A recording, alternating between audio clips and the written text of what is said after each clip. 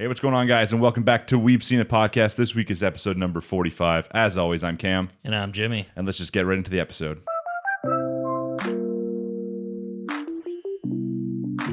And we're back, guys. It has been a little bit of a break, you could say. Yeah, a few weeks off. And yeah, now, I first of all, I did get a couple messages on like Reddit and stuff like that, just asking where we're at, saying like, hey, you guys should come back. Don't be discouraged by views, that kind of stuff. Always appreciate that stuff. It's really nice. I wouldn't say that it was a break from being like discouraged. A lot of it's just it's summer, working a lot. And, a lot of stuff was kind of reopening, so started working out again. I'm just busy all the time. Like we've done a decent job at keeping up on most of the anime. That is true. Yeah, surprisingly. It's just that every single time we're like, okay, we got to record tonight. Like something would come up. We'd be like, okay, like, well, now we can't record tomorrow because tomorrow at this time this anime episode comes out and we can't talk about it until we watch it. And yeah, we got delayed a little bit, but luckily, like, if there's ever a season to, kind of be behind, I think right now it's this one. Yeah, this is more of a lax season after the last couple. Yeah, and that's what I don't want. I know there are some people out here who probably, like, love some of the anime we're talking about, and, like, I've been enjoying all of it. And when I say that, like, it's, like, a lax season or it's, like, a slow season, I mean more in the sense of, like, big talks, like, big theories, dramatic episodes, stuff like that. The actual anime itself is still very entertaining. But like comparison with last season's, and then going forward for like fall and winter when we have stuff like the finale of Attack on Titan, Demon Slayer season 2, Chainsaw Man, stuff like that. Yeah, it's that if there's ever going to be a week where like we could get away with not discussing the weekly anime, it's probably this one. Probably, yeah. Like you would think maybe like, oh, My Hero's gonna have some big plot developments while we're gone. It doesn't. No. So we mentioned it before, and people generally liked it in the last episode. I think that we're more casual with our list now. I think today we have let's say 3.5 if we count My Hero, anime to talk about. We won't really be going into all the weeks we missed because that would take us forever, and we assume you guys have watched all the episodes. But we'll kind of cover the episodes that are newest and maybe just talk about where the plot is currently of these specific episodes. And then after that, we're just gonna have a casual chat about the other anime so far this season, like what we've been keeping up on, what we've dropped, what we want to actually either catch up on now that we're a few episodes in and people are talking about them, stuff along those lines. I think, though, before, of course, we get into any of that kind of stuff, it's been a while, but we have to read out the question of the week. Oh, yeah. It was a while ago, so I actually don't even remember what it was. So, question of the week. As shown in the intro of the video, I recently picked up the first 2 manga volumes of Eden Zero. I have read one of them, not both. And I was very much debating on downloading the show because I was kind of curious now, but we'll wait to see when it comes out on Netflix. But I just asked, I'm curious, what was the last manga series you read? So we have M coming in with digitally. I read up on the Nagatoro manga. Man, I eat that shit up like an addict. I really, really hope they end up together. Physically, probably like Blood Lad 8 years ago. Jeez, I haven't read a physical manga in eternity. Actually, before Eden Zero, Blood Lad, the big first volume, was one of the probably most recent manga I read too, up until this, which is saying something as well. Cheesecake for Naught says, all right, finally an easy question. Last thing I read was Shadow House, since the anime intrigued me quite a bit. Before that, it was Jujutsu Kaisen, and before that, Quintessential Quintuplets. All good shows. I know that Shadow House was a big one from the last season that we didn't talk about, and people they always wanted that, so I'm glad you're reading that at least. Matt H says, I haven't read anything physically recently. Digitally, I've read quite a few with all the free time.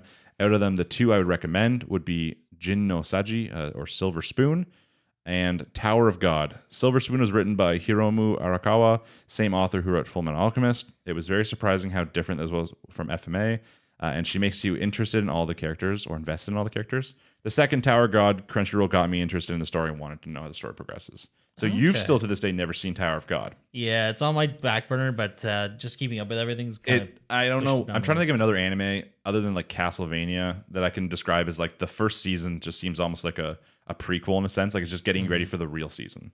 Okay. Obviously, the first Crunchyroll original anime, I was a big fan of it. Some good characters, but I think going forward, the next seasons when they eventually come out will be like the seasons, and this one was almost like just warming up for the big ones. So I would recommend watching that at some point. Maybe once we finally get news of a season 2. We have Weebocrat says, I picked up Hitomi Sensei no Hakken Shitsu, Dr. Hitomi's Infirmary. I've never even heard of that one. It's about a school nurse in a world where everyone gets weird mutations during puberty. Kind of like Boku no Hero Academia, but slice of life instead. Sounds interesting. Okay. I was like, for a second there, when he said like world, I was immediately going to this like some sort of isekai, but it's not an isekai, so that's good. So a lot of chapters focus on a student coping with their changes, like a girl embarrassed by her super long tongue, learning to be confident about it, or a zombie girl learning to take better care of herself. It has a lot of coming of age stories, and it's very creative and funny. Sounds like an interesting pick. Yeah. Seems like one of those things where, like, when I was a teenager, I'd like walk, before I was about to say before the internet. I'm not that old, but like before, I would watch videos on YouTube or anything like that. I would just walk into the bookstore, look at the covers, because like manga covers, right? Some of the best art out there. I mean, yeah. Some of the coolest art. So I would just walk in, look at one, and be like, oh, this one looks cool. I'll pick it up. And that's just how I found all my series. So yeah. X Cassius Fortis says Meroku-chan. It's a manga about a girl who can see evil spirits, and the only way she can survive is by pretending she doesn't see them, so the spirits don't focus on her. I count it as a horror comedy. Another interesting one. Another one we haven't heard of. When I saw this question, I thought it was the latest chapter of Kumo Desu, but it was actually the latest chapter of Dr. Stone. As to the last week's question, I want to answer, but I never did. I'll give you in here. I was thinking if I did, I'd go to a girl from Sekirei. What's one Sekirei? Or Monmusu? Or should I go with someone that is strong at the end of the story, like Raftalia from Shield Hero, assuming her strength is on par with Stronger? I don't know about picking Raftalia. I would. I mean, if you're going to pick someone to go to another world, pick someone really, really strong right off the bat. You want a good advantage. I mean, it depends. Are you picking her up at the end of the series, or you're picking her up at the start of the series? That's the question. I think that that's what he's debating on. But yeah, I mean, we'll slip that little secret one from last week in there. But yeah, I mean, Dr. Stone is one that I'd always be curious about reading. When I first saw Dr. Stone, I was very intrigued, and it kind of fell off a little bit as the show went on. And then obviously Kumo Desu, big Kumo Desu fans out here in the audience, so I can't blame someone. I'm actually surprised that's probably the only person who said it. Yeah, I remember reading Dr. Stone. I got up to the point where I think the anime's left off, and it's the exact same cutoff point for me. So. Okay. Next one is MJSTX says, okay, this might be hated on, but I started Darling in the Franxx, hoping for a better ending, but hated the right to left format and stopped. And then it said, people have been hyping Komi-san, but don't know why, so I might read that after the anime. Komi-san's a decent one. It's just a soft slice of life. But... I mean, I know Darling in the Franxx, controversial. I had a really good time watching it, but as I said, the ending got a little bit, extreme. A little bit like kind of silly, but there were some parts that were really, really cool. I think the big problem was that it was done by Trigger, and Trigger always turns to aliens in the end. Yeah, they always do something funky, right? They're like the M. Night Shyamalan of anime. They always got to change up a twist or something and have one locked in. Can you think of a single Trigger series that did not end with it being aliens? I'm sure well, okay, yes, but there's many. I'm trying to I'm blanking on a lot of Trigger anime right now, but like BNA was like the more recent one. Oh, okay. Yeah. I doubt there was aliens at the end of that one. I mean, if you saw the first few episodes of Darling in the Franxx, you would have said the same thing. It's true. Kill la Kill didn't technically end with aliens. Yes, it did. Did it? Everything was aliens in that. I don't know. Either Trigger's got. I was about to say they're a little trigger happy with their endings. But yeah, I don't know. I love Trigger animes that they're either like super huge hit or misses. Obviously, my favorite being, if you can't see it, the very large poster of Gurren Lagann in the back. But yeah, that's everyone's answers for the question. So as always, guys, thanks for answering the question of the week. Look forward in the comments. There'll be a pinned comment down below with this week's question. As I said, if people ever have suggestions too on what you want the question of the week to be, toss it down. We're typically looking for something that just kind of gets people to open up about their past with anime, manga, that kind of stuff, the culture in general, and preferably in relatively short questions. Because if everyone's writing a 2-page essay on it, it's going to take us forever to get through it, and I gotta skim through a little bit, so I missed some of it. But yeah, you can leave suggestions down below. If not, they'll just look down below, and you can answer this week's pinned question once the episode releases. So I think without further ado, of course, we're going to crack open our non-sponsor Any Drinks and actually get into the episode. Finally recording in the day, so I'm allowed to drink one.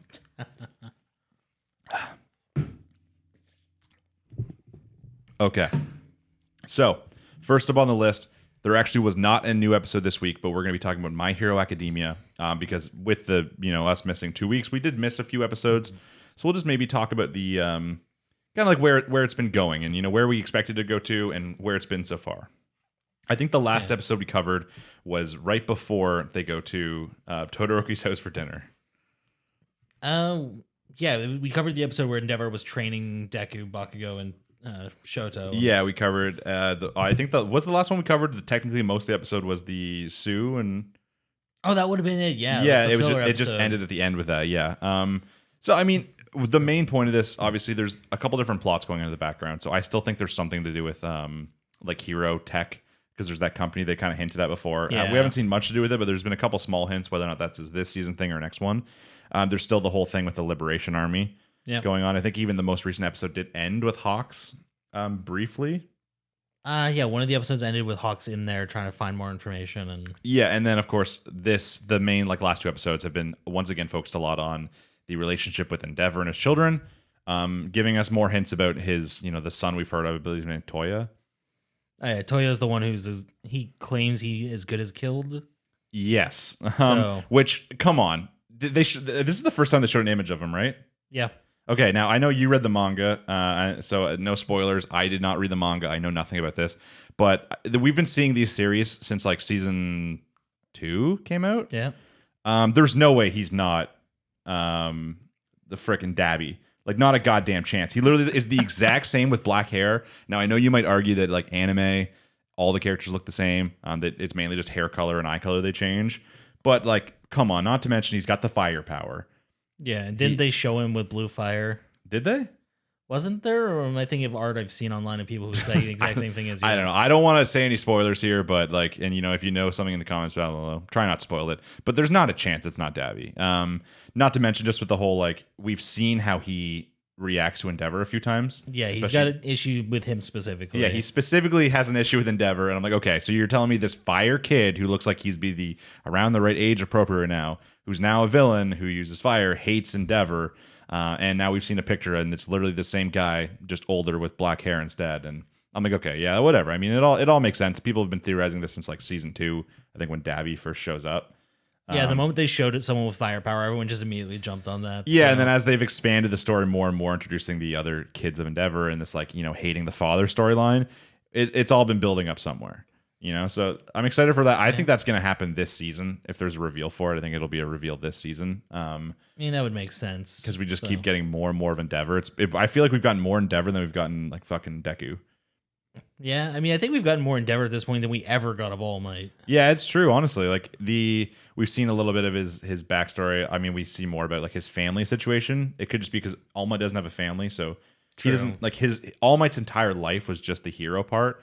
And now having to see so he never had to worry about balancing a family and stuff. Not that Endeavor did it very well, clearly. I mean, for Endeavor, it wasn't about having a family. Endeavor was about trying to create someone who could beat All Might. Yeah, it was. I mean, to be fair, technically, okay, wrong intentions, but I mean, he was trying to make a hero who was better than the best hero. So I mean, in the long run, he was trying to create someone to save a lot of people. Yeah, but he was just doing it for the worst possible. He was just doing it for the worst reasons in the worst ways. But obviously, you know what? Endeavor has a redemption arc. We saw it start really with when he became the #1 hero, when he took out the Nomu. Yeah.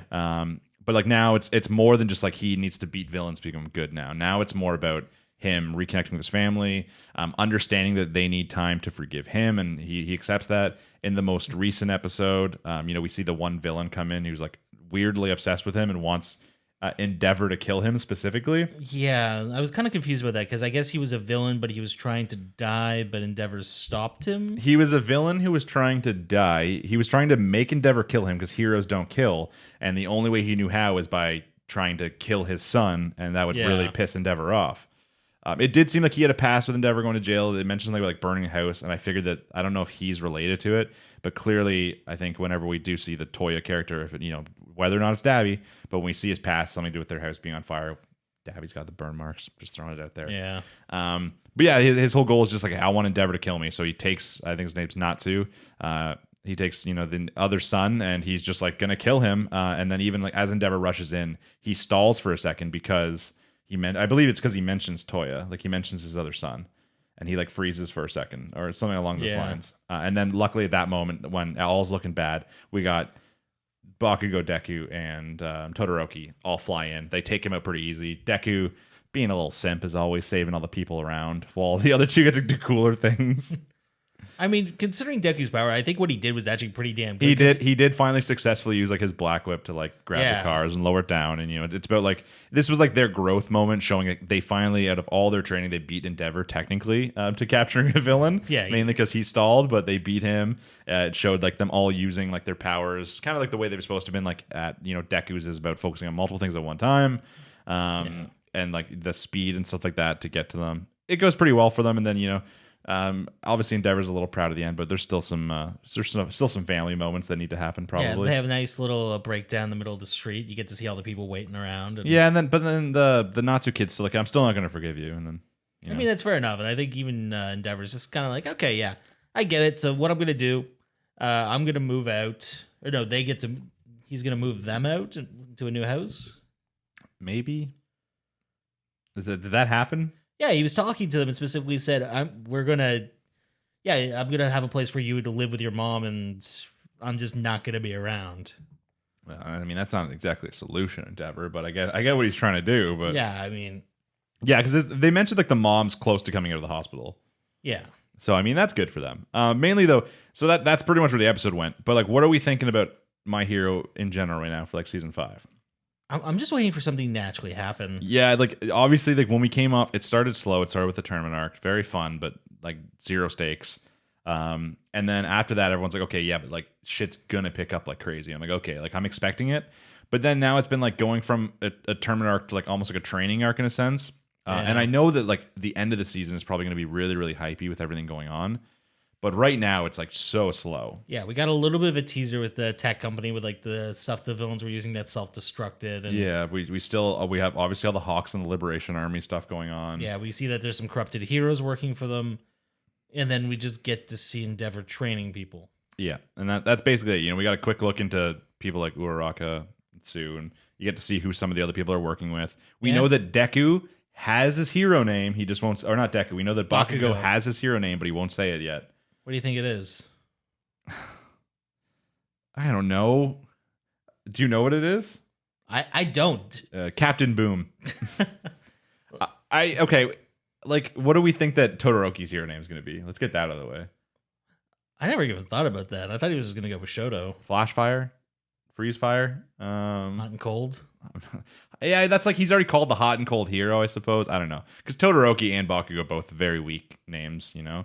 One's hero name is literally Todoroki, and one is to be determined because all of his other names were not approved. But yeah, in one of the episodes, we learned that Bakugo has it, so that's going to be something I imagine that comes out soon as well. Yeah, he said he wanted to show it directly to All Might, right? No. Was that it? I think it was Best Jeanist. Oh, right, yes. He just hinted that before he tells anyone else, there's one person he wants to tell first. And since Best Jeanist was the one who first talked to him about the hero name and that kind of stuff, I think he's waiting for that. I don't know how long he's going to be waiting with the current situation that we may think is going on, but so I think that the show has, like, obviously I was about to say the show has potential. Yes, it's My Hero Academia. It has potential. I think this season has potential to pick up. I'm just hoping it comes relatively soon. Yeah. This week there was a break. I don't know why, but it was a mixture of the Olympics and the release of the new movie.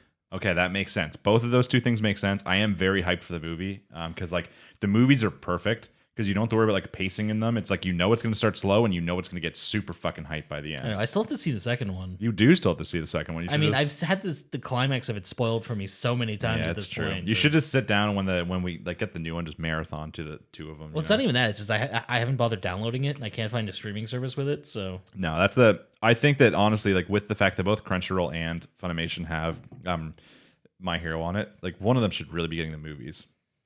It's like even like the Demon Slayer thing. Like we're talking like one of the biggest anime movies of all time, and it's not even on an anime streaming service. I think it's on Funimation. Did they finally add it? Yeah, they added it, but I think it's a limited time run. They did the same thing with the Goblin Slayer movie. Well, that one's even worse though. Like the Demon Slayer one's worse because it's actually like canon. Yeah, it's like integral to the story. Like you have to watch that before watching season 2. They literally just took a chunk of the manga and turned it into a movie. So it's very important.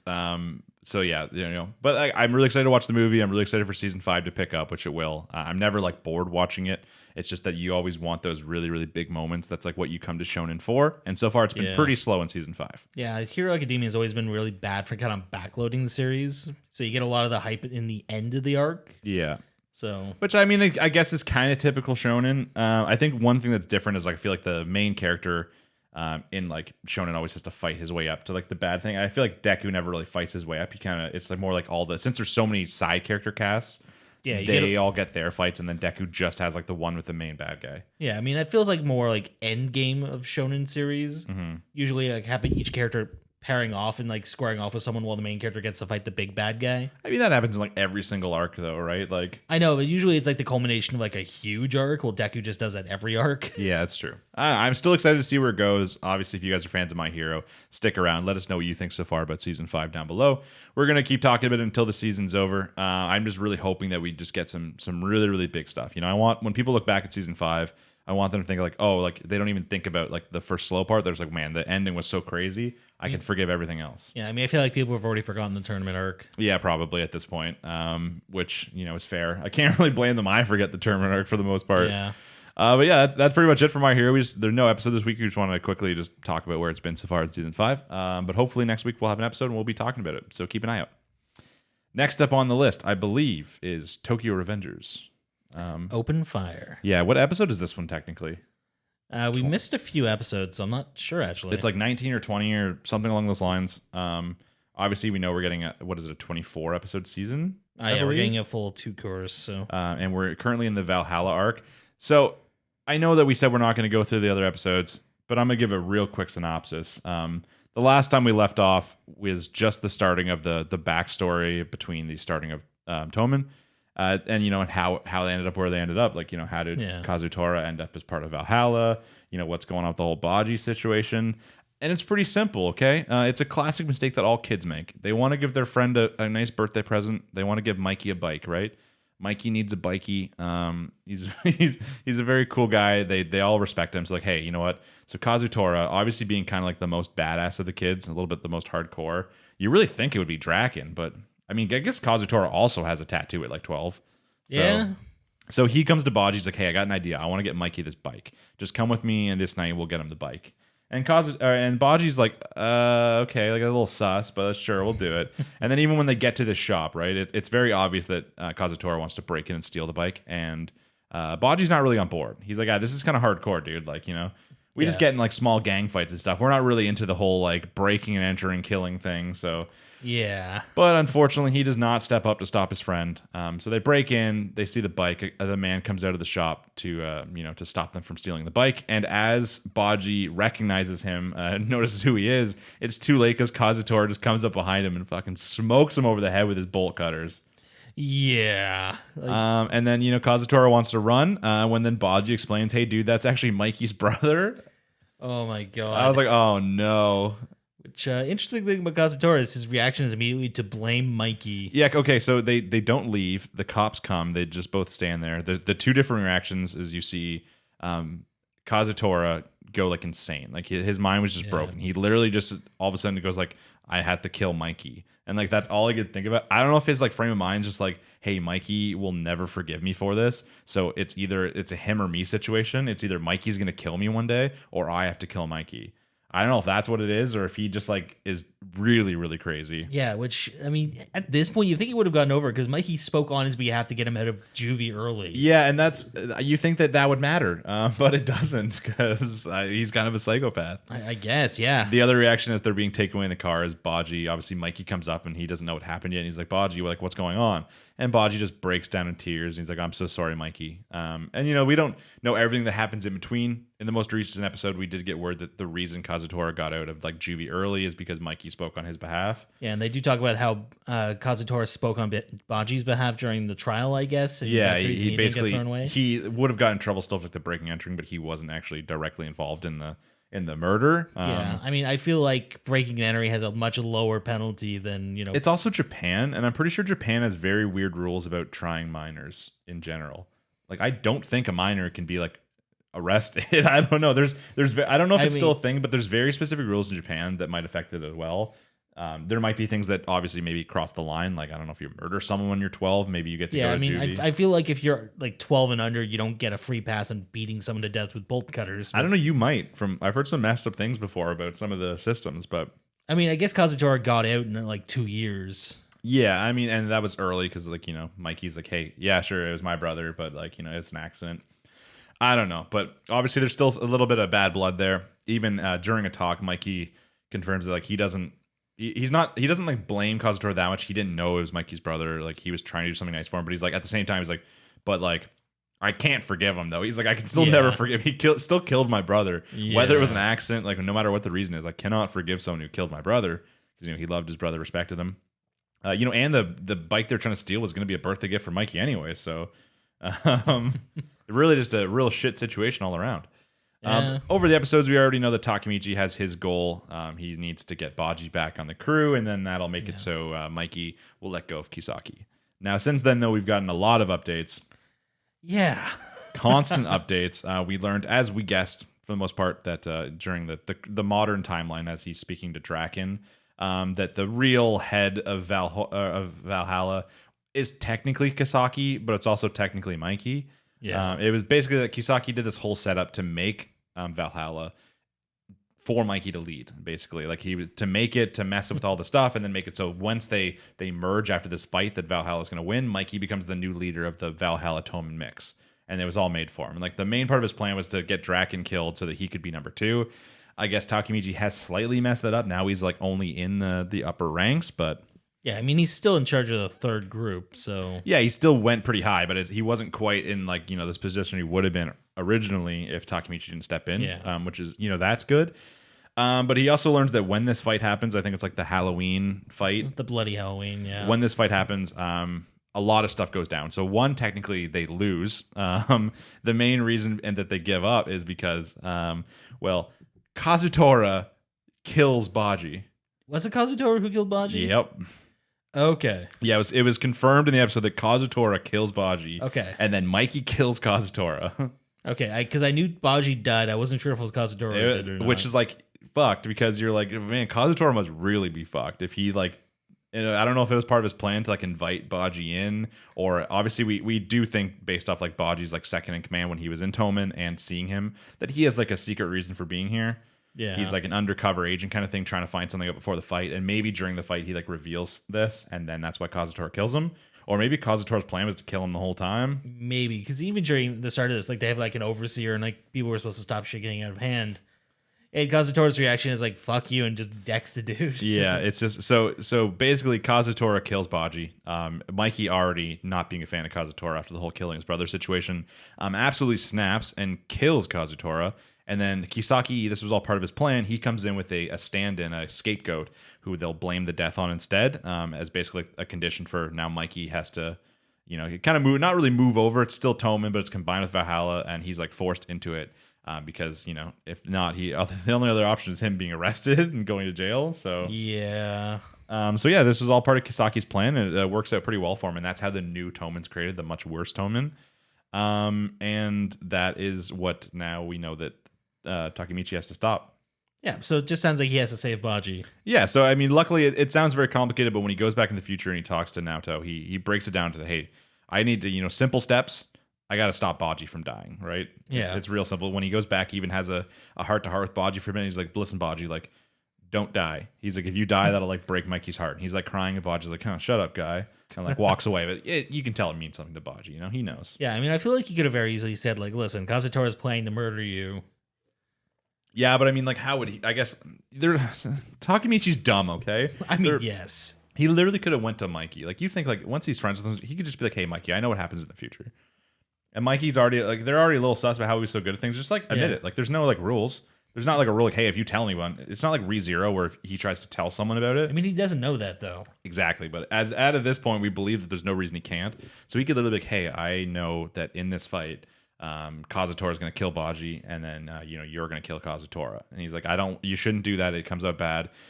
Protect Baji. Just like he could do something. He could talk to Draken about it. Yeah. He could just say Baji like, hey, like I heard a secret that Kazutora is trying to kill you, like in this fight. Like something along those lines. There's always something smarter that Takemichi could do, but that's not what he does.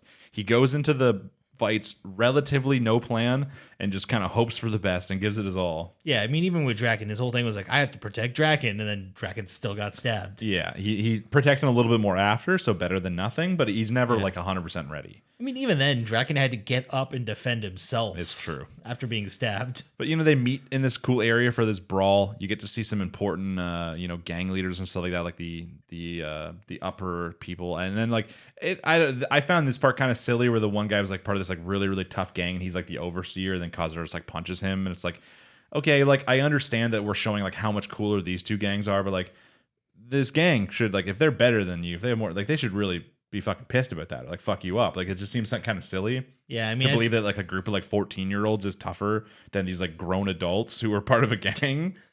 Yeah, I mean, I guess they only had 5 dudes there, so Maybe, but you think that like if there's basically it's almost like there's almost like a system for this, right? They make like rules of the engagement, like, hey, do you want 5v5? Do you want like the whole thing? And Kazutora gets mad, punches guys, like fuck rules. Like what are we, some sort of like stupid like babies? Like we don't need rules, we're gangs. Aha.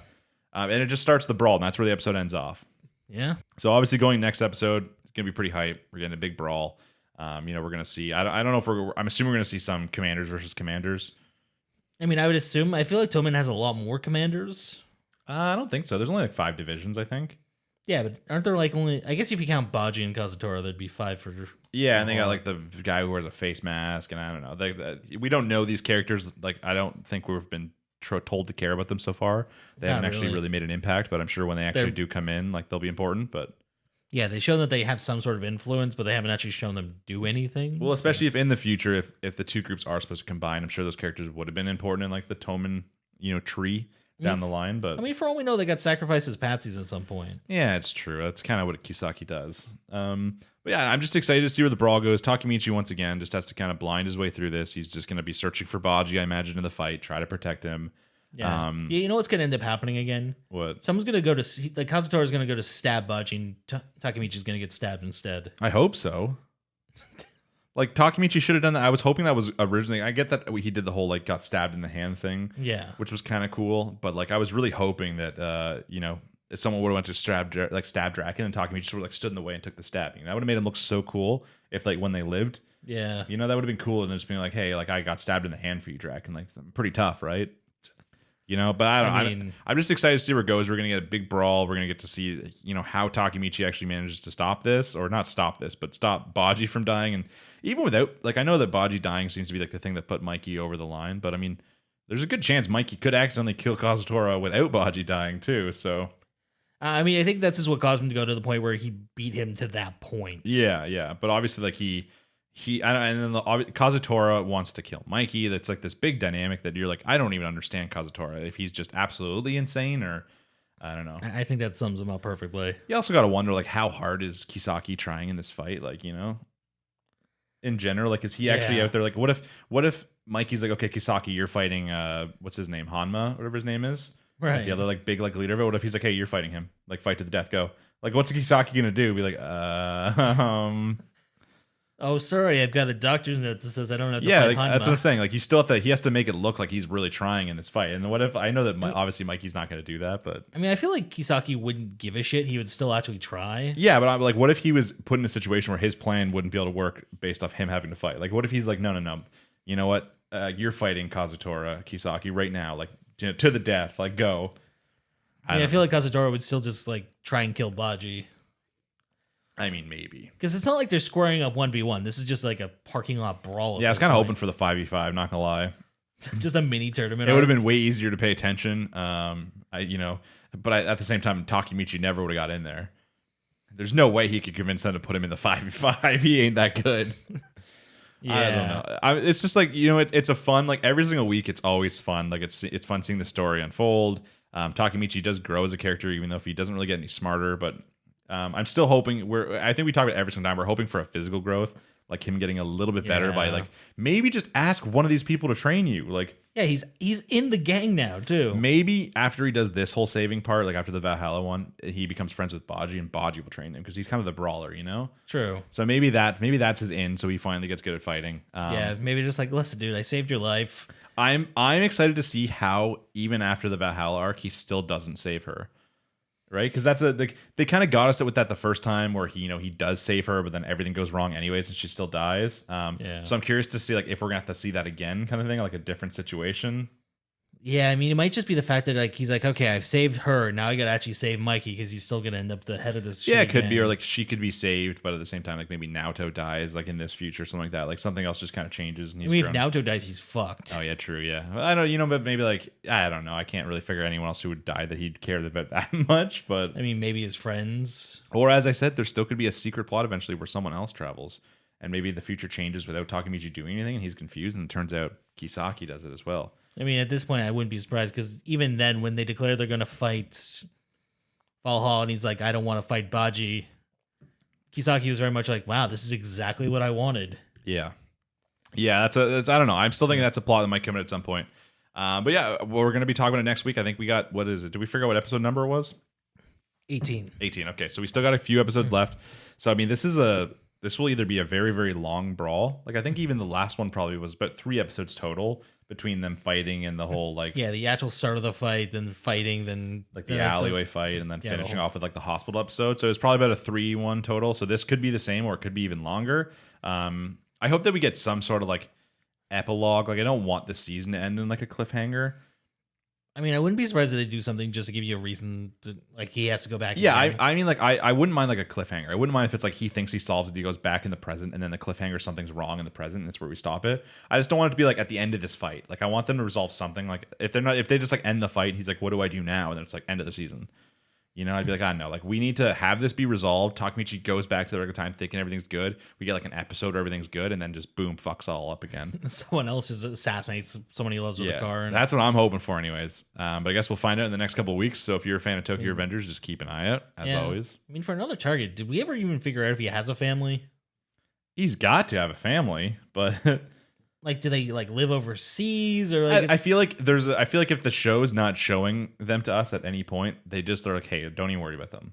Like there's no way they're like, you know, they would have shown like him having like a relationship with like a sister or something like that if at some point they wanted to use that as like a character thing. Where like I know, but I'm just trying to figure out like what's the deal with his parents? Did they just not care that their kid got? I think the stabbed writer in just was like, I don't really give a fuck. They're like, I don't care about his parents. They're not important to the story. I'm not even showing them.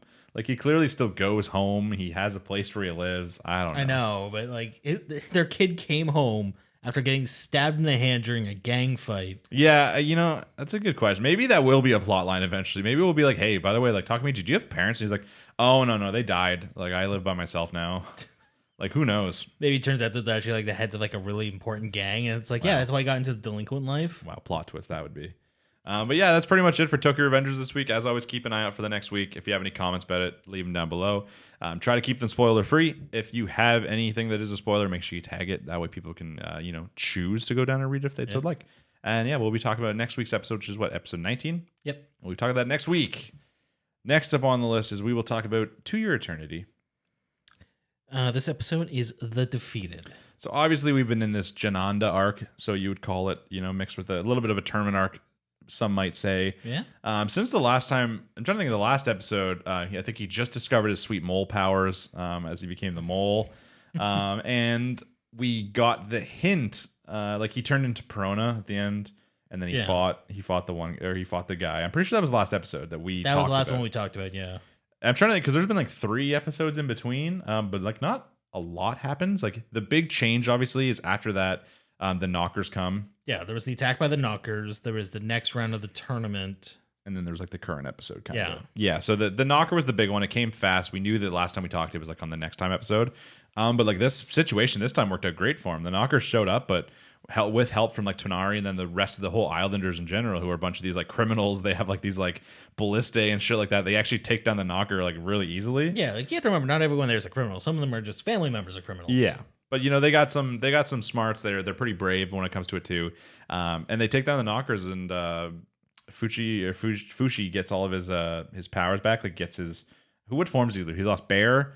He lost Oniguma. He lost March, and he had did he lose? No, he hadn't lost. I don't think he lost Gugu. Gugu. No, because Gugu's the form he was in when he killed or dealt with the one before. Yeah, so so he gets them back, and I think like the main point of that is like that doesn't make him feel that great. Like, he has them back, which makes him happy, but he's still not able to beat them by himself. But that is actually what makes him become closer now with like Tonari's group. Yeah, I mean he did contribute a lot to the fight. We have to admit. Yeah, he did a lot. Like even just the fact that he was like just mass producing gunpowder arrows. Yeah, which is that's a pretty cool thing for the future too. Which like, I want to see him use them at some point. Yeah, I think he's just not good with the bow. Like you think that. But he has the. He turned in Perona specifically to shoot good arrows, so he'll do it at some point. But yeah, so.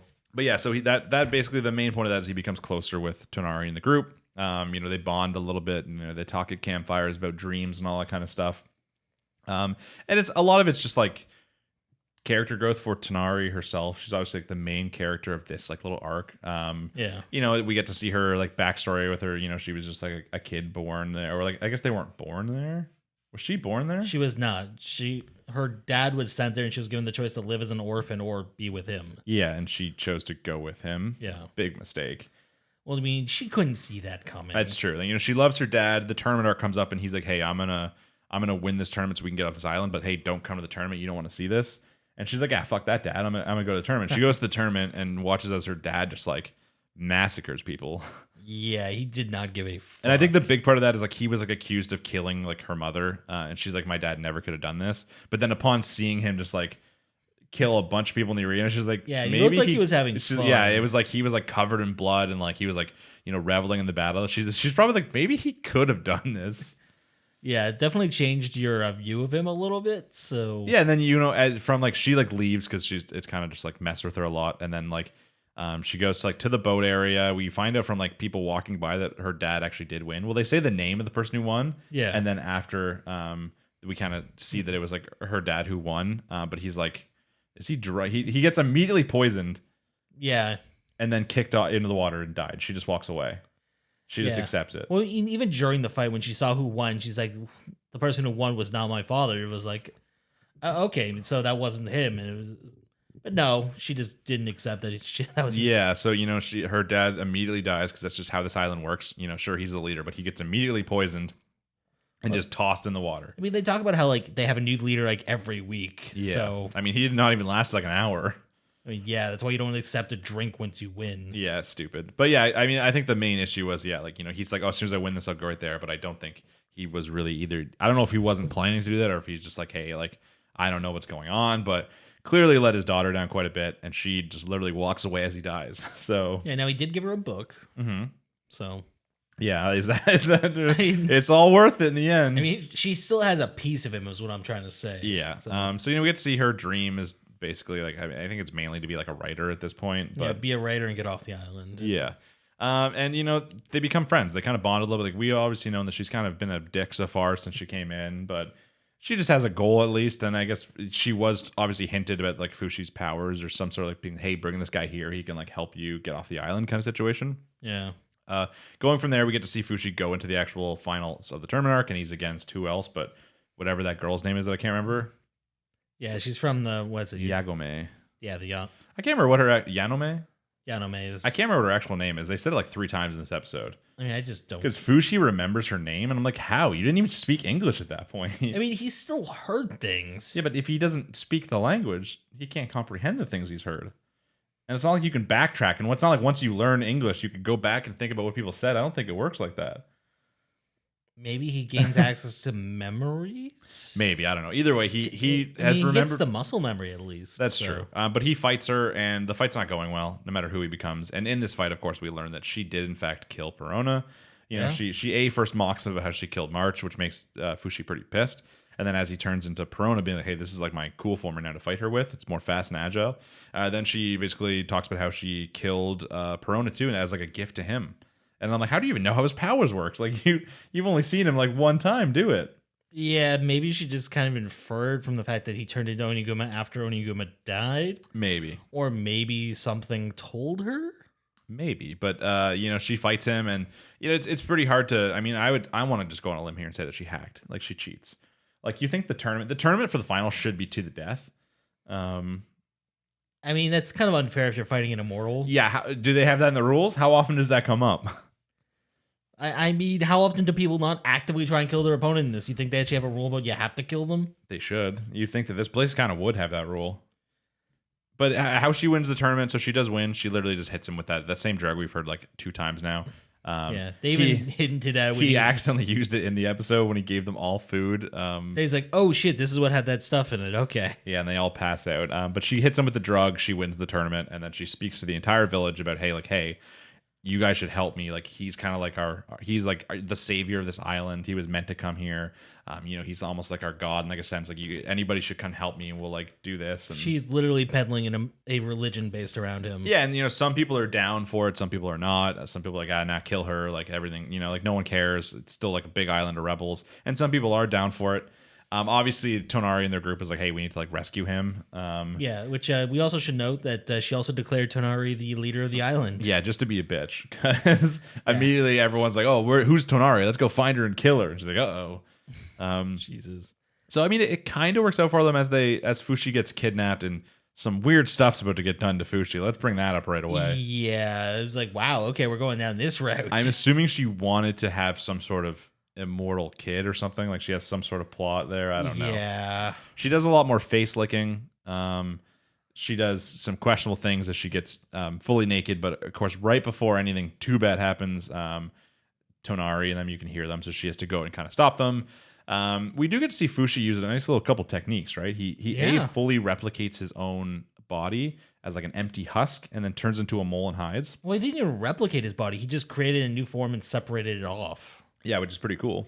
So pretty useful. So as they drag away that body, they think that Fushi's gone, and as she's about to, she's not really going to kill. She's giving them the option of either surrendering or dying. Either like walk away or die. Yeah. Fushi just pops out right behind her with the sword to her neck. Cool little move. And then he's like, listen, I will stay here, but you have to let them go. You have to let them all leave the island. And she's like, okay, that seems like fair enough. Like, I don't care. Like, yeah. So they round up, they go outside, and they're like, I mean, it's kind of fair when they're like, hey, we can only take we're only taking like children below like this age. Yeah, it's like 12 and under, and all my friends. She's like, we're taking all of my friends and all of my friends and people under this age.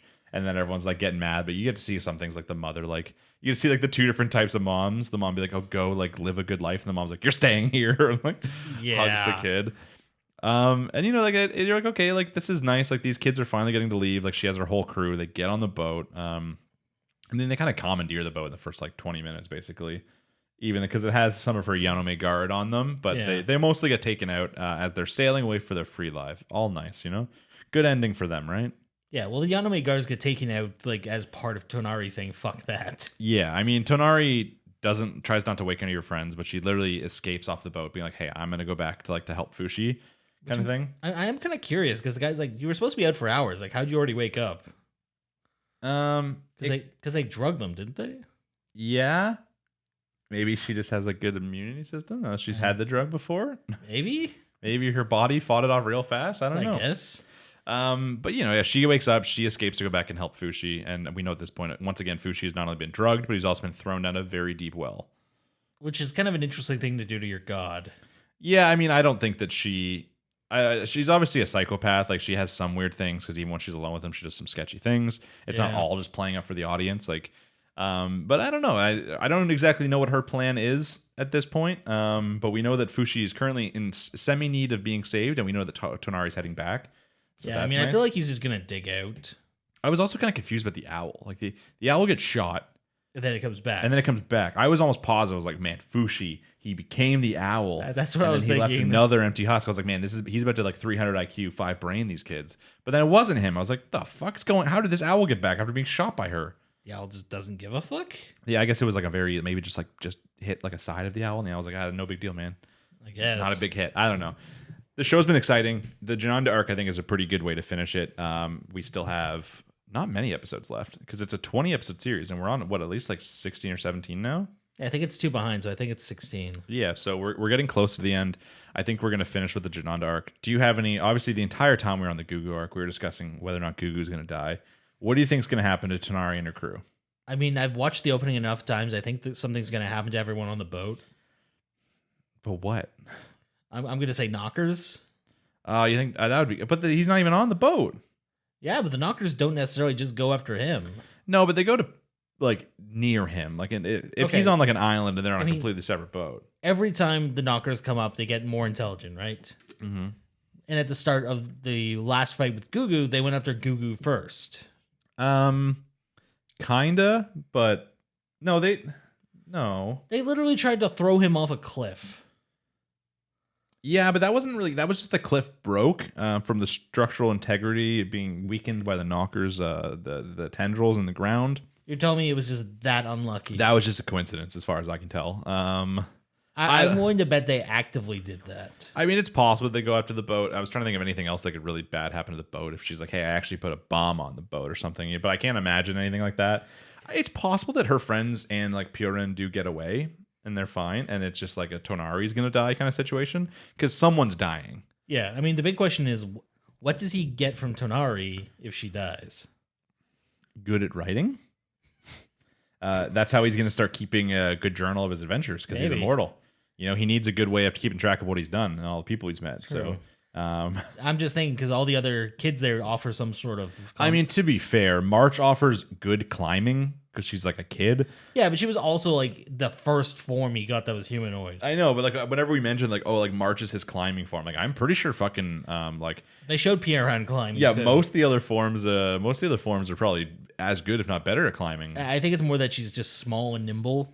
Yeah, maybe. I think that his rock form is personally his most powerful form, but yeah, the problem is he can't do anything after he turns into it. It's great for hiding. Yeah, but he doesn't have the ability to actually come out of the rock form. No. It's very last ditch effort kind of hide. But yeah, we have a few episodes left. I'm excited to see where it goes. Obviously, we have to get this closing with this Yanome girl who's been around since the very first arc of the show, basically. Yeah. Do you think he's actually going to kill her, or do you think she's going to get away? I think she's 100% going to die. I don't think we're going to see knockers for the rest of the season, just because it's been so recent. I think that this is more about like the evil and human arc compared to these like mysterious knocker creatures. I think she's going to die, but I think it'll be very much like a Disney death of like an accident. You know, I think that she'll go too far at one point and just like a part of the cliff will break and she'll die. You know, it's like the classic like Disney. Okay. The Disney hero never kills the villain; they just accidentally fall to their death or something from their own like greed. So I think it's going to be along those lines. I would love it if he just crossed the line. Like, you know, she's went too far and he just straight up like turns into a mole and mole digs through her own throat. You know, like. What an ending. Really, out of all the forms, that's the one you want? Yeah, that's the one I want to kill her because it's the most embarrassing for her. I don't know. I think, you know, like something along those lines, or like maybe turns into the owl, just like claws at her eyes or something, and maybe she doesn't die. Like, you know, maybe they're prepping for another season and she's going to still be a bad guy. Now she's just like a no-eye bad guy. Like, who knows? Maybe she just keeps getting more and more fucked, and eventually there's some sort of thing where like she gets combined with the knockers to become like the ultimate villain. I mean, maybe. You know what I'm saying? I can see it, but I don't know if they want to use her that much. I think that they want some sort of satisfying ending for season 1, and I think most people would be pretty satisfied if she's killed. Yeah, because she's kind of just been a bitch this whole time. Yeah, like I mean, if she kills like Tonari too, like I mean, like I guess we're kind of supposed to like Tonari at this point. She will have killed like March, Perona. You know, I guess maybe did she kill anyone else? No, not really anyone else important. But if she kills like Tonari, that is killing like three major characters of like the 5 that he's met. Imagine next episode that she starts talking about how she's killed like Booze Man. And oh my! She's like, yeah, I went to this town you were in before, and there was like this blonde chick and this guy's brother, and they were definitely in love. And then like I killed them. Really? Yeah, I had to throw that part in there. Theories confirmed. But yeah, it was a very good episode. I feel like this show in general hasn't really had like a slow time. Yeah. Like the episodes that are slow for a reason. They're just building up character, or they're building up like plot line, and then it's important when they fall through it on it like pretty quick. So I feel like it's definitely been one of the standout shows going from last season to this season. It is. And I really hope that when it ends, we do get like it's not like a solid ending. I think this is a show that can definitely go on for more seasons. I mean, we're dealing with an immortal character going through different areas of this world, and the best part about it is they really haven't told us about the world. That is true. We've seen bits and pieces. They don't like describe how big it is, how many cultures it is, like anything like that. As we just go to new places, we're seeing like different cultures, different people, stuff like that. Yeah, I mean, even the opening culture didn't believe there were other people. It was like a made-up story. Yeah, and they were just like a northern group, like an Inuit group kind of thing. And then we've gone to like these like really barbaric, like almost like tribal people that had like nothing except for like huts. And now we've seen like even these island of criminals have had more like advancement than those people did. Yeah, because I mean, the tribal people, they were being actively suppressed by the Yanome. Yeah, and they, as far as they knew, there were only like 2 other people out there. There was them and there was the Yanome. Like they didn't even know other things were out there. Yeah, and the Yanome obviously had some tech because they had like lighting and they had all these different cultural up. Yeah. Yeah, I mean, like we've just seen a bunch of different cultures, and we've seen different like levels, of like technology people have had and stuff like that. So as we go forward, we could see any number of things, and like they haven't like put a size on this world, so we don't know when it's going to be over. We don't be like, oh, you know what? There's only one more continent for Fushi to visit, and then I guess that's the end of the show because we've seen the whole world. Like we have no idea. Yeah, I mean, even this is like they've established that there's some sort of empire or kingdom where they just shove their criminals here. This is basically Australia. Yeah, and like even on the way here, they were originally going to this like different island for training and stuff like that, and that just never happened because instead he went here, which is like his training island. Yeah. But there's still that island to go to maybe at some point. So Yeah, a bunch of really powerful beasts you can add to the. there's roster, basically just a and- big world for us still to see. So I'm just excited going forward. I'm sure we'll see some of it, and I just hope that they do decide to continue the show in like a season 2. But we'll have to wait to see because that won't be till at least the show ends when they mention it. So I mean, true. Yeah. maybe it'll have one of those really nice times where it ends and then says the end like season 2. Look forward to it. Not Yeah. even like a date, just like a confirming right there they're making one. Yeah, I mean, we haven't really got that many times in the last few seasons, have we? No, it's always been with very surprising shows, like shows you don't expect, like I'm standing on a million lives. yeah, exactly, stuff like that. I honestly still thought that was a joke until they started airing new episodes. It's like, wow. Yeah, that was really fast too. But yeah, so if you're a fan of To Eternity, of course, just leave us a comment down below about what you like about the show, and we'll be talking about it next week. Next up, and the last one on our official list today is Reincarnated as a Slime. The Demon Lords. So this episode aired yesterday. Yep. Just watched it today. Obviously, since the last time we talked about it, not tons have happened. A lot of story stuff has happened, but there hasn't been like a huge mess. It's really been discussing about what's going to happen soon, which is this big plot built up of Clayman has control of like basically 2 other demon lords in like a sense. He's used this to call a Walpurgis, which is like a demon lord meeting. Yeah. And he's calling the meeting specifically to discuss Tempest, is he not? Tempest and Rimuru, yeah. Yeah. Now, you know, he doesn't know yet that Rimuru found this out, and Rimuru's like, yeah, I'm going to fucking show up. Because this was all, there was like 2 episodes of just like Rimuru and his whole team just talking. You know, you get to see like him talking to the Dwargo from Dwargon or that, and him talking to like the elf guy or whatever. And like, it's just a big meeting the whole time. So there's not tons to discuss, but you see a lot of characters. Obviously, you have like Veldora there. You have, what's her name? Like Ramaris, the fairy? Yeah. Demon Lord? Yeah, Ramaris of the Gate or something like that. Something along those lines. And, you know, she shows up, and it's basically just she's the one who tells him about like Walpurgis and that kind of stuff. And we know that there's like this big planner now where Clayman has these people going out to completely kill everyone in like Urzania or whatever the hell it's called, to elevate him to like the actual demon lord, kind of the same way like Rimuru did. Yeah, I'm kind of curious about how that works because Rimuru had to actively kill them all himself. Yeah, I don't know. Maybe And all souls were present, but this is just going to be an entire country getting maybe exterminated. Clayman just doesn't know how the rules work. He doesn't have like a Well, I mean- Raphael. I mean, Raphael said he had a decent chance. Yeah, I guess. Something like 27% or something like that. That's not bad.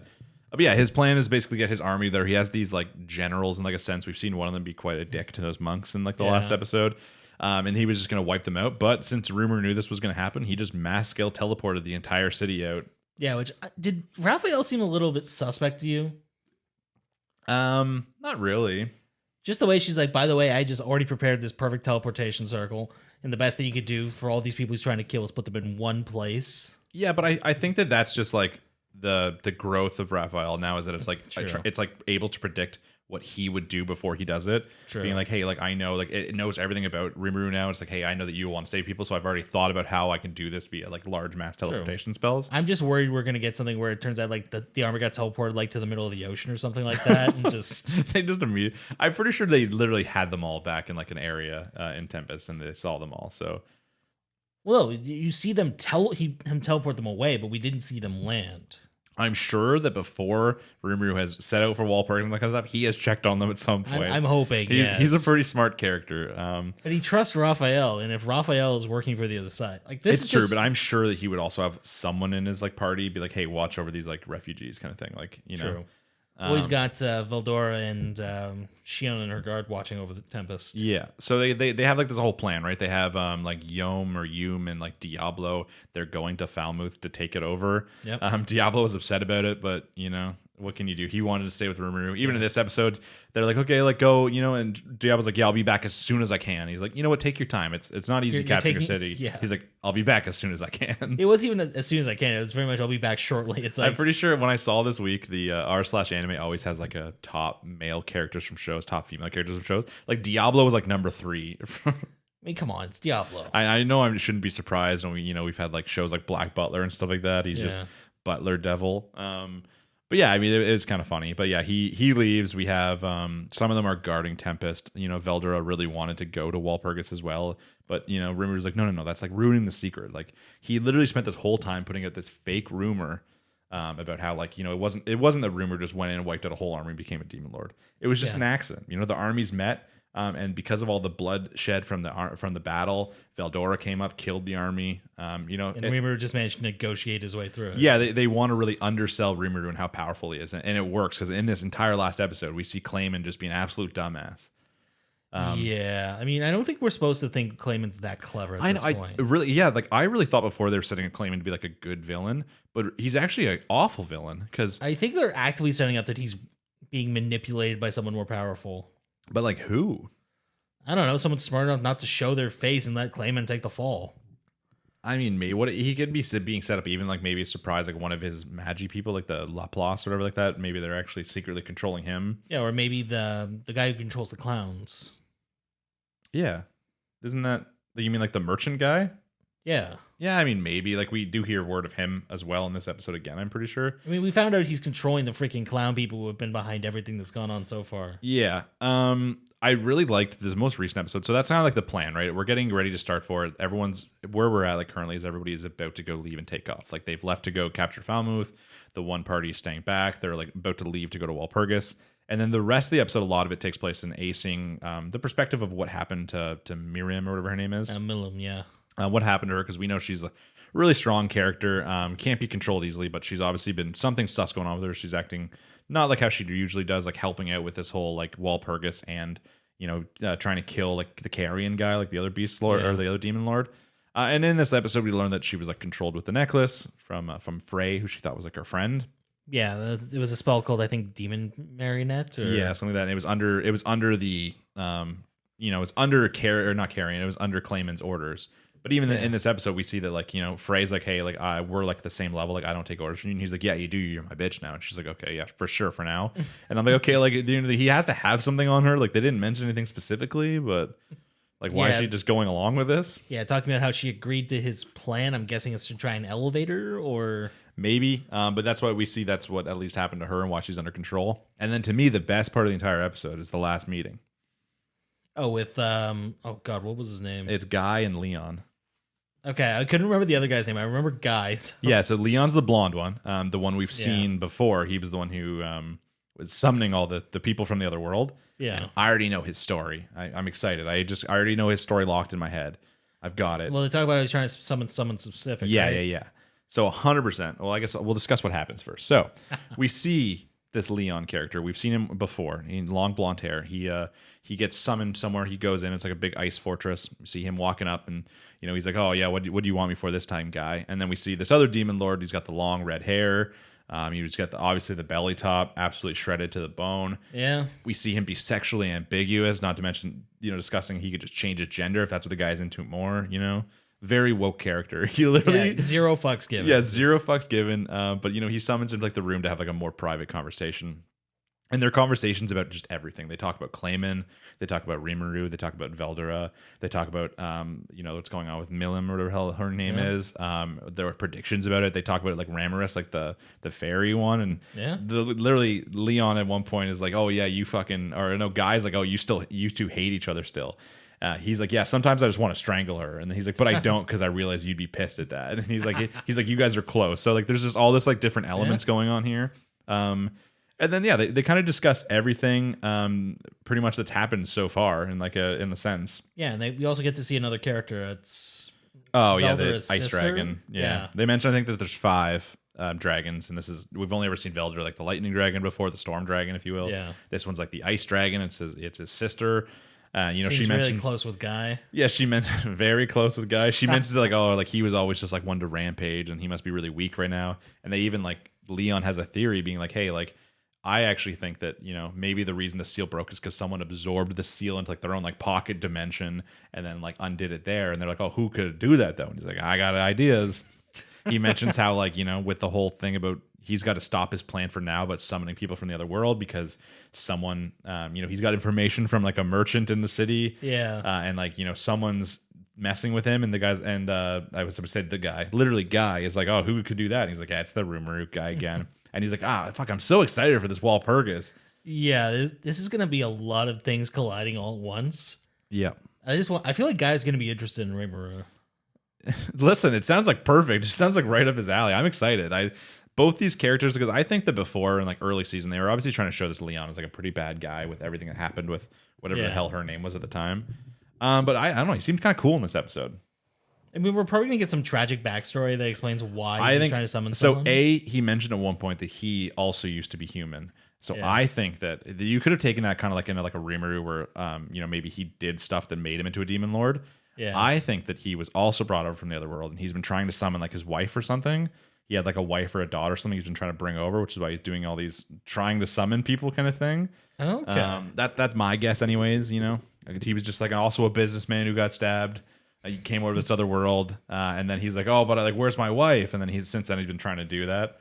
Wait, imagine if it was Rimuru's coworker. Oh, damn! He's trying to summon him so he could save his life in his last moments. There's just like I feel like there's something along those lines with the hint of like him being human before. I'm thinking he meant like not like he was human in this world and became a demon lord. Like he was like actually human.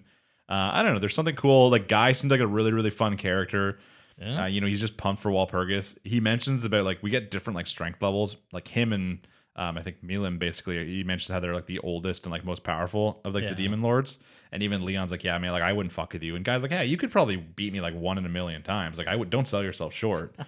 Yeah, even then Leon's is like, yeah, but I don't know I can win, so I'm not picking that fight. Yeah, Leon's like, I don't pick fights I can't win. He's like, I just watch, and you just get a lot of cool like character dynamics between the two of them. They seem to have like a fun little relationship.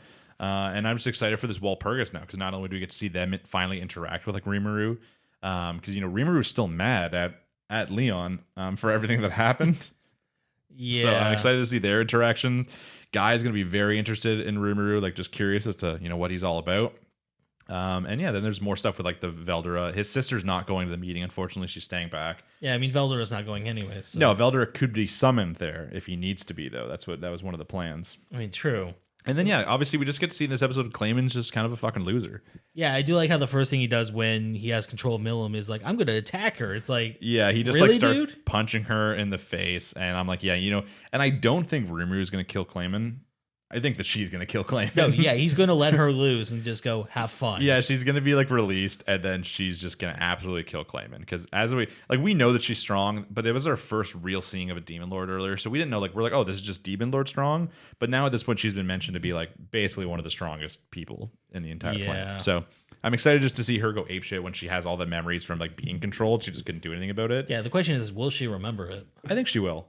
I think it'll be like she was actively like it's the classic like being taken over thing that she's just a puppet, but like she still is like fully awake for all of it, and she's gonna be fucking mad. Yeah, I'd like to see her just absolutely annihilate him. I'm also just pumped to watch. What's the red-haired ogre guy's name?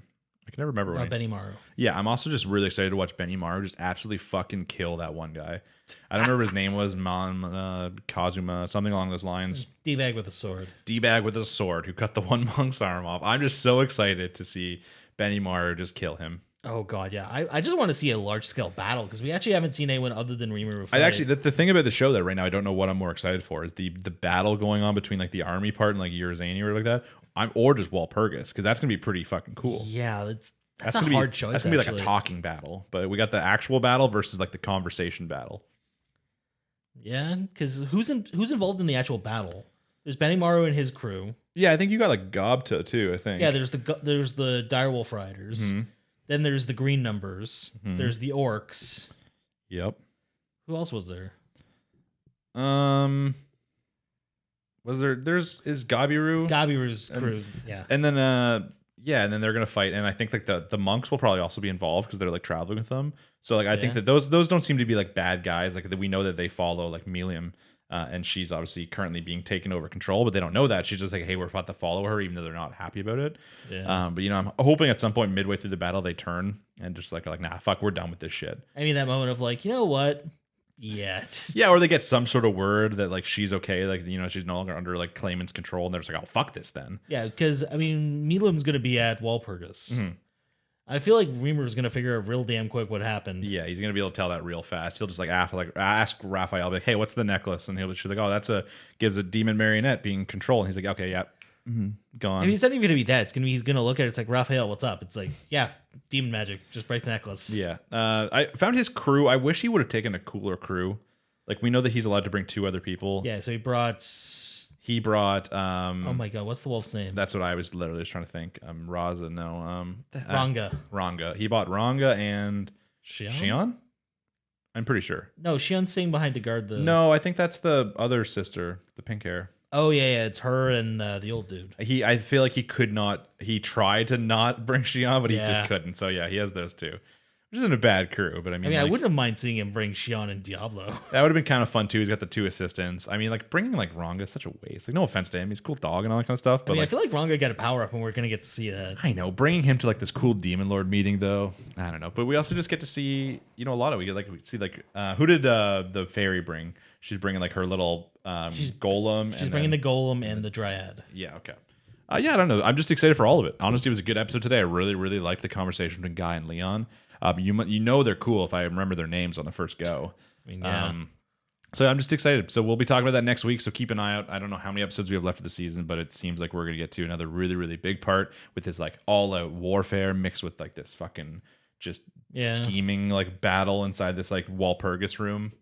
Yeah, you think we're gonna end up seeing like an episode dedicated to the battle and an episode dedicated to talking, or you think they're gonna intersplice them? I kind of hope they splice them, but I'd be okay either way. Yeah, I'm fine either way. But I always kind of like when you have like stuff being spliced together. Like you have big battles mixed with like this like calm talking of this like more like chess game battle going on in the heads. So either way, I'm excited. If you're a fan of Reincarnated Slime, leave us a comment down below. Let us know if you're excited for the next coming episodes, and let us know who your favorite new demon lord that they introduced was.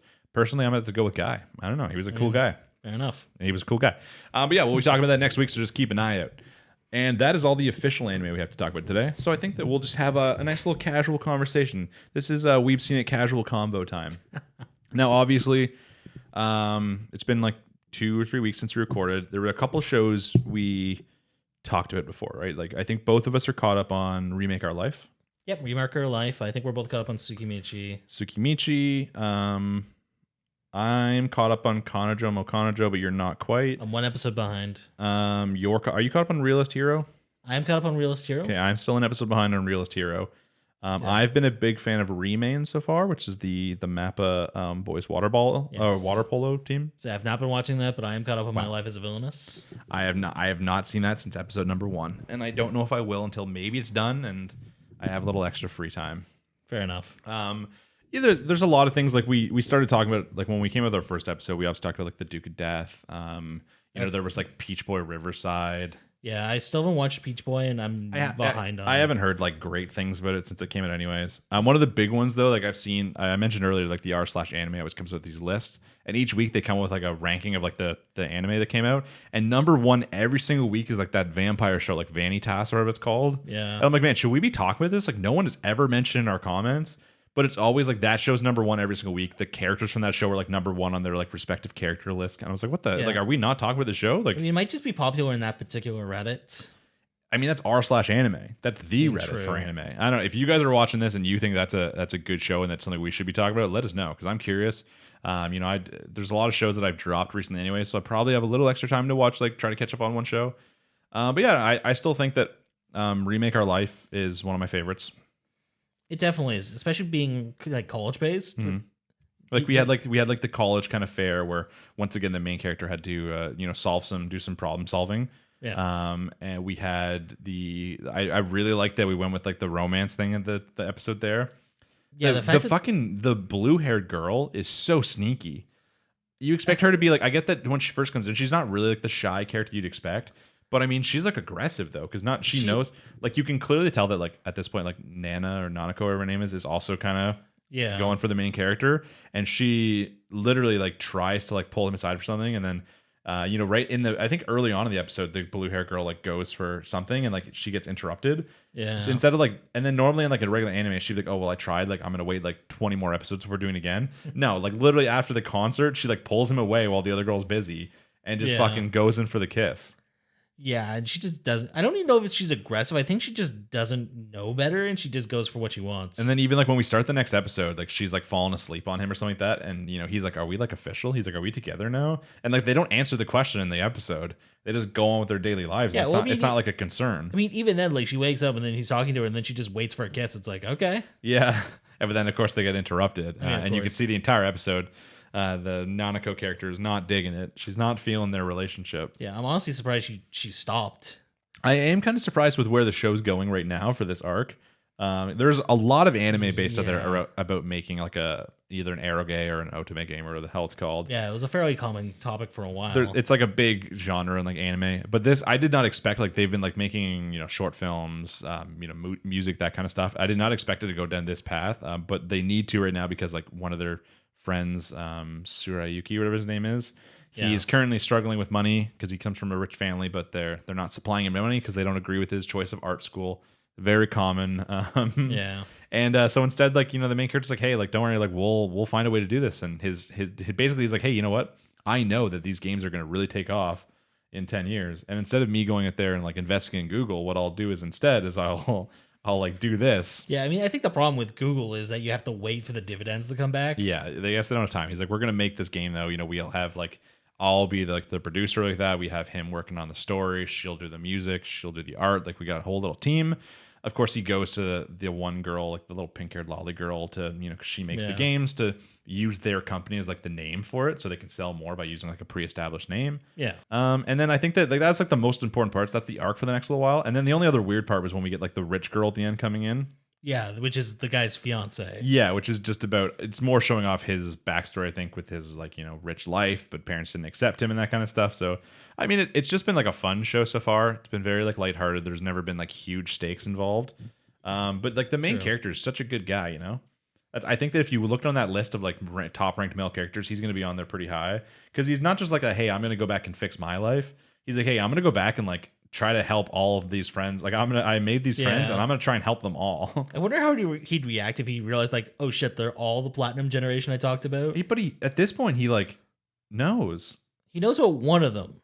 No, he knows more than one. Yeah, he knows Nana He too. found out about her, and he already must have a clue by the fact that he stole the one guy's story at the one point. Right. Like he already must have an idea about that. He at this point he basically knows.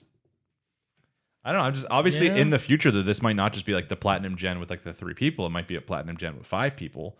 Yeah, bring the redhead in as well. Yeah, because obviously without him there, I don't think the breach. I don't think like the gap of those characters ever would have been like closed. Because the whole reason she's kind of involved is because she's kind of interested in him. Yeah, and mixing the whole like group together. I wonder how she's gonna react about him going with the blue hair chick.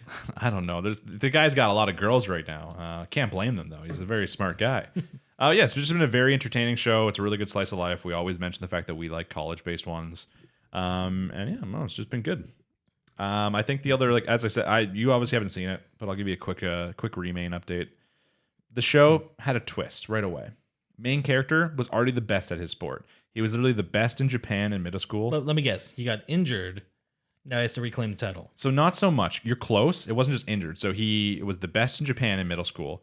The car accident he got into was fucking brutal. Even watching it was rough. Ooh. Like the mom like looks back, twists the thing, and the whole fucking car goes. And he's been comatose for 6 months, and he wakes up and he is basically a middle schooler. He has no memory from the past like 3 years. Oh, so his memory currently is that of a middle schooler, and he does not remember ever playing the sport. And like as he tells like his parents he's like not interested in it because he doesn't have the drive, and his parents are like, okay, that's like completely fine with us kind of thing. But as he goes upstairs, like he tells his parents are disappointed because like he had so much like potential and that kind of stuff.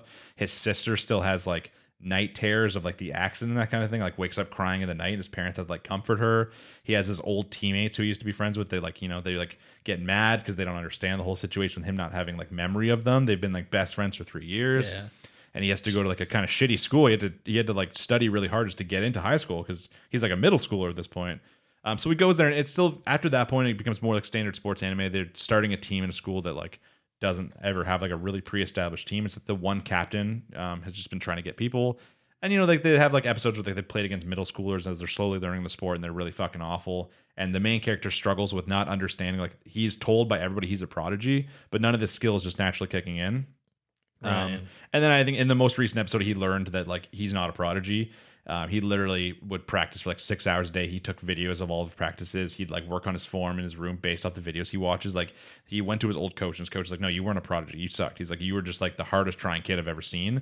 So the main character's like, hey, I learned like I'm not a prodigy, but like that means I can do this again though. He's like, I haven't lost anything. He's like, I need to relearn it all. So I don't know. Okay. It's just been a fun show. It's obviously done by Mappa, so like I think they use a little bit of CGI inside some of the scenes, but it's really not noticeable, which is nice. I think Mappa's been really good about that. They use it more for accent. They don't make it central. Yeah, which has been good so far because I was worried about that because I watched that surfing anime like last season, and like the CGI in it was just fucking so off putting. But this one I barely seen it. Most of the time it's not CGI. They only use it for like really fast action scenes. But it's been an enjoyable show so far, and I always like my sports anime, so. I might check it out. A little biased, but it sounds more interesting than I gave it credit. At least watch the first episode because I really like what they did with the whole like car accident scene. Like it actually looked fucking rough. Like okay, I don't know how they animated it to look so good, but it looked rough. Kanojo Mo Kanojo, you're not completely caught up, but you're caught up enough. I mean, I know enough about the gamer girl's father's auntie, her streaming. For obvious reasons. Yeah, it's kind of just the whole show. I don't know what I was expecting. It wasn't exactly what I was expecting, especially with where the plot's gone. I mean, honestly, I thought it'd be trashier. I thought it would be trashier, and I also just figured that like the plot would go like much more school based, and like we've only been in school for like 10 minutes of the show so far. Yeah, I mean, most of it takes place from home. I mean, a lot of it I think is them just like there's no way they can actively be in a relationship at school and hide it. Mm-hmm. So they're like, let's just not show school. Pretty much, yeah. Yeah, I don't know. It was kind of like just something I wasn't fully expecting. I still like the show. I've still been enjoying it. Like I've been watching it, but I don't know. It doesn't like stand out. Like I don't think it's not going to be the same as like Rent a Girlfriend kind of thing. Yeah, in 2 years, no one's going to remember this existed. No, exactly. And I don't think it's really going to go beyond a 1-season show. I think it'll just be the one season. I don't think it has like the same level of like storyline and like intrigue as some of the other like even trashier shows that we've seen. Like Domestic Girlfriend for wanting to make you keep watching even though you know it's shit kind of thing. Even stuff like Citrus, like it's trash enough that it pulls you in. It's like a train wreck. Mm-hmm. This is just okay. It's a harem, but they acknowledge it's a harem. It's Tsukimichi has been. I know that I think Tsukimichi out of like the new shows is probably the one that I've seen most people talking about, like on the Reddits. Anyways, people seem to be like relatively active in the community. I mean, out of all the isekais I'm seeing, it's probably the top pick. Yeah, I mean, it's been good. Like as I said, I don't think it has had anything very very standout so far. Like the main character is pretty cool. I like his whole like he's level 1. He's apparently weak, but he's actually really really fucking strong. I like the dynamic of like the fact that is like his parents or like isekai into like the human world, and he's going back to like the world that they come from. Yeah, I'm so confused about that. Like, was that like a reward for them that they got to go to a world that didn't have monsters, or I don't know. And then I like the whole like dynamic of like, hey, it's not that the main character's ugly; it's just that the entire world is only filled with like good-looking people, like for humans, anyways. Yeah. So him being like an average-looking person makes him appear to be ugly to everyone else. Like I was like, oh, okay, it kind of makes sense now. It checks out. It's not that it's hard to describe in anime when someone's ugly without making them full ugly bastard. But at least it makes sense now. It's like he's just an average looking guy. And they even just talk about how like his mana just distorts him to make him look like an absolute beast. Yeah, like he's got so much, he just looks like a monster to like regular human. So he has to hide that. The most recent episode, like the beginning part, where like he goes to like hand in his quest for like the eyes he collected for the one company, and he gives them that, and then the rest of the episode is just like, I don't know, like I feel like not a lot happened in the new episode. Yeah, it's him. Like he takes the test early that to become a member of the Birch, and it was like surprisingly easy because I guess this world has like relatively low intelligence. Yeah, it's low academic because they're all so good looking. They're like, we don't need intelligence. So I guess he said it's like a middle schooler test, basically. But so he does that. I think that the big hint here is that that we've seen these characters that are kind of watching him, being like, oh, that guy just handed in this quest kind of thing. Like we're not going to let them get away with this. I think it's just going to be the company that he handed in, like the merchant company. It looks really nice. All the employees like the owner, but I think they're going to be sketchy. I think they're going to be bad, and the character we're seeing from the side is actually like someone who got screwed over by this company, or maybe it's like it's his family that needs like the cure, and this other guy's taking it to sell it or something like that, like the ambrosia that they're going to make. I think there's going to be some sort of twist like that in the next episode. But in general, a lot of this episode was just like having fun, eating a big crab. The two characters kind of arguing over the head. Like one likes like samurai, like history shit. The other one likes dramas. Anime and like fucking Power Rangers or Gundam or some shit. Like a lot of it was just having fun. Like that's what a lot of the show's been so far. It doesn't take itself too seriously. Like it has fun, especially with like especially the dynamic between like Tomoe and Mio. Yeah, like the two girls. And it's an enjoyable watch. I don't think it's a huge standout so far, but I think compared to I guess the other isekais in the series, like in the season, yes. But it's not going to be like a ReZero. I mean, no, it doesn't have that same level of that same level of stakes. I think it's really just about this guy kind of getting along in this world. And there's a lot of like anti-goddess sentiment in his crew. So I Yeah, feel like that might come to a head. But I like the kind of like Reincarnated as the slime aspect where he has his like demi-plane and he's slowly evolving it. You know, in this one he's talking about making like an illusory city or something like that where, you know, people are going to accidentally wander in. He's going to give them stuff from there. It's going to spread word about the city that's going to like build up the hype so that eventually you can use it to make more money. And yeah, the whole idea, like with that, you can kind of show these fruits. It's like, hey, this is from the illusory city, as opposed to being something you've never seen before. yeah, like I like those elements, but like the whole like demi-plane city thing is really cool. Most of the side stories in the episodes have been just like relatively tame, like nothing really huge going on. You know, like a bad guild in the one city, but they took him out easily. Yeah. Yeah, I mean it's been entertaining. I've never been like, oh, I don't want to watch Tsukimichi tonight, but it just hasn't had anything crazy yet. Like no really crazy arcs, no like really cool villains introduced yet. So yeah, I don't know what they're gonna do for villains. I mean, the one guild was like doing human experimentation and all that. So I also want to note how someone who was a level 120 something got into a position where they got like ended up in human experimentation. yeah, I guess like levels are very iffy. Like his entire party is like level 1 to 150 kind of thing, or like 100 to 150, and they're all pretty like weak. But obviously, we think weak, seeing the main character is so strong, and like there's two sidekicks like both level 1,000 plus. So true. I don't know. It's been a very entertaining show so far. I've been interested in seeing it. I'm just excited to see where the show goes. Like I want to see like if it can advance farther. You know, like people when probably watching the first like 6 episodes of Reincarnated as a Slime probably didn't think that much either, right? They probably thought, hey, this is cool. This is fun to watch. It's pretty chill. Yeah. Oh, look, he's got a little city now, and Yeah, like that's what I'm saying. So you never know where a show can go if it tries hard. True. So I'm just excited to see in the future.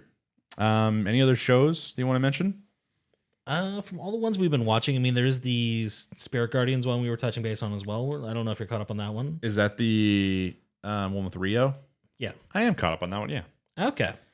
Yeah, a little bit from that one, just seeing the dynamics of the cities and yeah, I like that he made friends with like the one character, like it's like his little sister now. I like the fact that he did leave her though.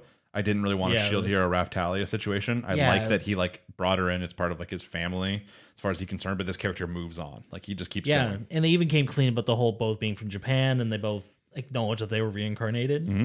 They didn't make that like a reason to stay together. No, it didn't become like a huge deal. It's just like something that brought them together without having to be together, right? Like even like she was sad about the whole situation, but after he did end up leaving, she's sad, but like at least she's found somewhere to call home, and she's like, hey, just because like he's gone doesn't mean we're not like still close kind of thing. And yeah, I like the Rio. Obviously, he's very your classic super OP character. Oh god, like he's got no trouble with anything. I like that he's so Kirito now though. That's the issue. I know he's got the black coat, the black coat and the sword. He's so Kirito. I'm like I know that someone's gonna comment being like, oh, like actually this manga was written one day before Sword Art came out or something like that. So actually Kirito's him, and it always happens with something. Nobody cares. But he is very Kirito. He seems like a very fun character though. Like considering his childhood looked pretty shitty. Even like growing up in that school looked pretty shitty, but he's just like a genuinely good-hearted guy still. So yeah, I'm kind of curious if they've just left the whole like people want him dead thing behind, or I don't think so. I think it's pretty important. We've seen this one villain come back a few times now too. True. He was part of the whole reason that Assassin was in the house to begin with, and he keeps he knows about Rio now, and he kind of always ends up being in the same spot. And obviously, there's a lot to do with Rio getting to the hometown of like his family, right? Like the home country of his family. And seeing what's going on there and just learning more about his family and stuff. So that'll probably have some plot reveals in it. So that's pretty exciting. Same thing. It's been an entertaining show. Every time it comes out, I normally watch it the night it comes out, like pretty soon. I'm like, hey, I'm excited to see it, but it's too early to tell like how big the show is going to be, like what stakes it has. Yeah, if it's actually going to have any staying power, for people are going to forget it right away. So. Yeah, it's always started. I don't think that this season has any ones like Vivi, for instance, where it's like, oh, that this could be like an instant classic kind of thing. Yeah. And it doesn't have, other than the continuation of shows like Tokyo Revengers, To Your Eternity, and Slime, it doesn't have any like big even second seasons compared to, as I said, we're getting close to Demon Slayer season 2, arguably like the most popular anime out there currently. Getting closer to Chainsaw Man has a lot of hype. They just released a trailer like a week ago, I think. It was like a really, really cool trailer. Have you seen it? I have, yeah. That just like the cinematography and in the trailer was really, really cool. And then of course we're getting stuff in like winter. We have the Attack on Titan finale, like the final. So I mean, we got some big shit coming out. Yeah. So it's not that bad to have like a little bit of a slow season now. I'm curious from you guys, like if we kind of keep this same format where we talk about these main shows and we just get into a more casual conversation, we could do the same thing we do here. We just talk about the other anime we've seen each week, or if you guys want, we can actually start doing just different, conversations on the same like type of topics, anime, manga, Japanese culture, stuff like that. or if you just want us to keep talking about the anime episodes, because if we have some spare time, we could do either one. We can come up with a topic each week and just kind of discuss it. So if you guys have any opinions on that, you can just leave that down below. Of course, maybe I'll ask it in a comment. It won't be a pinned one though, because it's not the question of the week. But Sure. I think of that. You got anything else to mention? You got any other shows or? I think that was everything, actually. I think that's pretty much it. So as always, guys, like, thanks for watching. If you haven't already, subscribe. I know we had our big goal of hitting 1,000 in like the first year kind of thing. Hopefully still can. A lot of it is just based off what series come out and how big they are. So if you have anywhere you can share this, of course, feel free to do so. We'd really appreciate it. Any Discords, Reddits, anything like that. And yeah, I think other than that, guys, we'll be seeing you next week, hopefully, if all goes well in life. Hopefully some really good anime this coming week. As always, I've been Cam. I've been Jimmy. Take it easy, guys. Thanks for watching. Thanks for listening. Peace.